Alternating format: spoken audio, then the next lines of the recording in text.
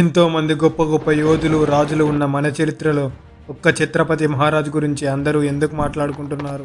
అసలు ఈ ఛత్రపతి మహారాజ్ చేసిన గొప్ప ఏంటి? ఛత్రపతి శివాజీ కొడుకు శంభాజీని ఎందుకు ముక్కలు ముక్కలుగా నరికి చంపారు? ఛత్రపతి శివాజీ ఒక రాజు మాత్రమే కాదు, ఒక దేవునిగా అందరూ ప్రజలు ఎందుకు పూజిస్తున్నారు? ఈ రోజు ఈ వీడియోలో ఛత్రపతి శివాజీ గారి జీవిత చరిత్రను మనం ఈ వీడియోలో తెలుసుకుందాం. ఈ గొప్ప మహారాజ్ వీడియో చాలా ఇన్స్పిరేషన్ గా ఉంటుంది. సో ఈ వీడియో ఎక్కడా కూడా స్కిప్ చేయకుండా చూడండి. సో ఇక లేట్ చేయకుండా let's get in to the video.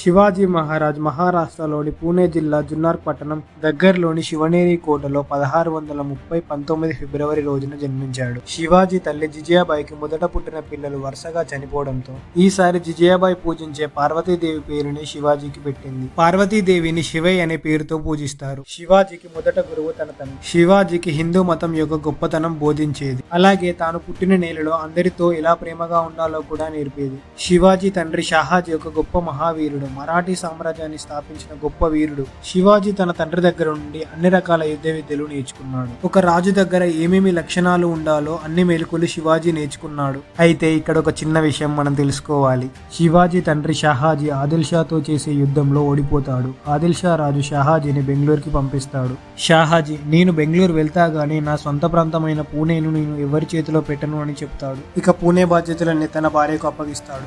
Shahaji Pune నుండి వెళ్లే ముందు తన కొడుకు అన్ని విద్యలు నేర్పించి బెంగళూరుకి వెళ్తాడు. తన తండ్రి ఎందుకు యుద్ధంలో ఓడిపోయాడనే అన్ని విషయాలు క్షుణ్ణంగా శివాజీ తెలుసుకుంటాడు. ఎలా అయినా మరాఠీ సామ్రాజ్యాన్ని పెంచాలనే లక్ష్యంతో ముందడుగు వేస్తాడు. ఇలా అన్ని విషయాలు తెలుసుకొని శివాజీ తన 17 ఏళ్ల వయసులోనే బీజాపూర్ సామ్రాజ్యంతో యుద్ధం చేసి వారి కోటలన్నీ స్వాధీనం చేసుకుంటాడు. 3 సంవత్సరాల్లోనే పూణేలో ఉన్న అన్ని రాజ్యాలను స్వాధీనం చేసుకుంటాడు. ఇక్కడే అసలైన ఘట్టం స్టార్ట్ అవుతుంది. శివాజీ తండ్రిని ఓడించి బెంగళూరు పంపించిన ఆదిల్ షా రాజు శివాజీ ఎదుగుదలను సహించలేకపోతాడు. శివాజీ ఆదిల్ షా రాజును కూడా యుద్ధం చేసి ఓడిస్తాడు. ఇది సహించలేని ఆదిల్ షా రాజు బెంగళూరులో ఉన్న శివాజీ తండ్రి మీదికి దాడికి పంపిస్తాడు. కానీ శివాజీ తండ్రి అందులో నుంచి తప్పించుకుంటాడు. ఇది తట్టుకోలేని ఆదిల్ షా రాజు మరో పన్నాగం వేస్తాడు. యుద్ధ భయంకరుడైన ఆజిల్ ఖాన్ తో చేతులు కలుపుతాడు. అయితే ఈ హజిల్ ఖాన్ రాజు శివాజీ యొక్క మెరుపు దాడి, గొరిల్లా అటాక్ అన్ని పద్ధతులను తెలుసుకుంటాడు. శివాజీని కోటలో ఓడించడం చాలా కష్టమని తెలుసుకొని యుద్ధ భూమిలోనే శివాజీని ఓడించడం సాధ్యమని గ్రహిస్తాడు.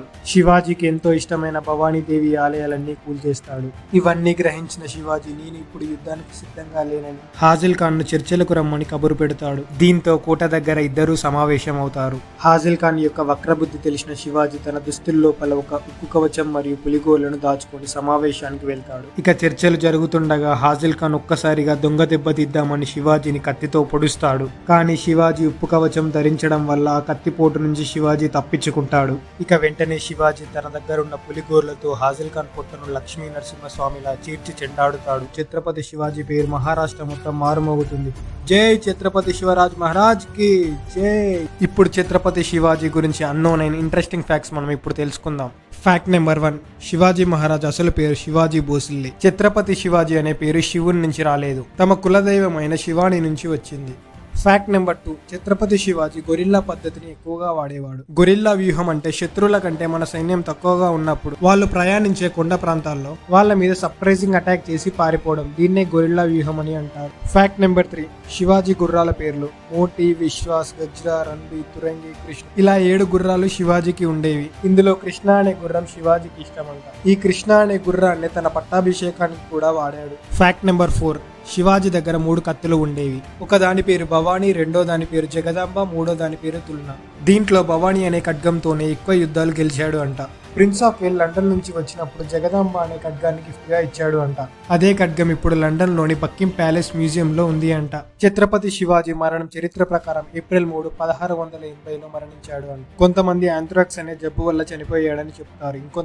ఇంకొంతమంది తన రెండో భార్య అయిన సోయిరాబాయి తన 10 ఏళ్ల కుమారుడు జయరామ్ ని సింహాసనం మీద కూర్చోబెట్టాలని శివాజీకి విషమిచ్చి చంపిందని అంటారు. ఇందులో ఏది నిజమో ఏది అబద్ధమో ఎవరికీ తెలియదు. ఏదైతే ఎంతకాలం బ్రతికామన్నది కాదు, ఎంత గొప్పగా బ్రతికామన్నది ఇంపార్టెంట్. చరిత్రలో మన పేరు నిలబెట్టుకోవడం ముఖ్యం. దీనికి నిదర్శనమే మన శివాజీ మహారాజ్. ఈ వీడియో మీకు నచ్చితే like, share, subscribe and comment guys. Rising Sun channel ప్రతి ఒక్కరి ఇంట్లో ఉండాలని కోరుకుంటూ signing off guys. Thank you so much guys for watching this full video.